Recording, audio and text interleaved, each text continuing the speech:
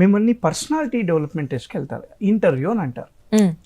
Personality టెస్ట్లో అది కూడాను చాలా టఫ్గా ఉంటుంది. ఇది ఇంటర్వ్యూ అని చెప్పారు యూపీఎస్సీలో, ఎక్కడ ఇంటర్వ్యూ అనే పదం ఉండదు. పర్సనాలిటీ డెవలప్మెంట్ టెస్ట్ అని అంటారు. అంటే మీ యొక్క క్యారెక్టర్ని టెస్ట్ చేస్తారు వాళ్ళు అక్కడ. మీ యొక్క personality, way of behaving, way of communication, మీరు ఎలా వచ్చారు, ఎలా మాట్లాడుతున్నారు, ఎలా కమ్యూనికేట్ చేస్తున్నారు, మీ ఐ కాంటాక్ట్ ఎలా ఉంది, ఇది టెస్ట్ చేస్తారు అక్కడ. ఈ ఇంటర్వ్యూ అయిపోయాక ఒక కట్ ఆఫ్ పెడతాడు. ఆ కట్ ఆఫ్ కనుక దాటితే మీరు లిస్ట్ లో ఉంటారు. సో ఇంటర్వ్యూ అయిపోయిన తర్వాత కట్ ఆఫ్ డిసైడ్ మళ్ళీ ఫైనల్ కట్ ఆఫ్. అయితే ఇక్కడ ఒక క్యాచ్ ఉంది. మెయిన్స్ గనక క్వాలిఫై అవ్వకపోతే మళ్ళీ ప్రిలిమ్స్ రాయాల్సిందే.